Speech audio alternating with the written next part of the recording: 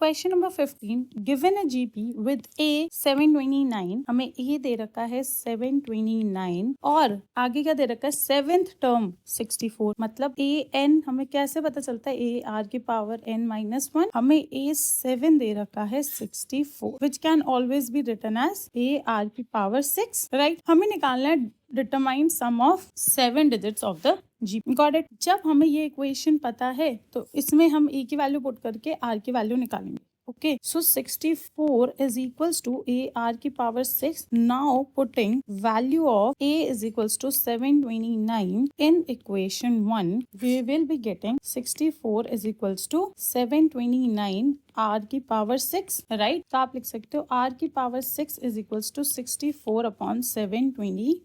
अब हमें देखना है 64 किसकी पावर 6, 64 होगा 2 की, तो 2 की पावर 6 अपॉन 3 की पावर 6। हम लिख सकते हैं r की पावर 6 इज इक्वल्स टू 2/3 की whole power 6। Therefore we can say that what जो r है वो हमारा 2/3 होगा। Got it. जब हमें r पता चल चुका और a पता है तो अब हम सम ऑफ 7 डिजिट्स निकाल सकते हैं। We will be getting a 1 minus r की power n upon 1 minus r is equals to a क्या है 729 1 माइनस r 2/3 की power 7, right, whole divided by 1 minus 2/3 is equals to 729 1 minus 2 की पावर 7 will be 128 upon 3 की power 7 will be 2187 whole divided by 1 minus 2/3 will be 1/3। Okay, अब हम इसको खोलेंगे तो आपके पास आगे आएगा 729, अंदर आप एलसीएम लोगे, ठीक है, और एलसीएम लेके जो नीचे है वो ऊपर आके मल्टीप्लाई हो जाएगा, राइट। तो आपके पास आएगा 729 इंटू 2059 अपॉन 2187 इंटू 3, राइट। तो आपके पास आएगा sum of 7 digits will be 2059। तो हम बोल सकते हैं हेंस द सम ऑफ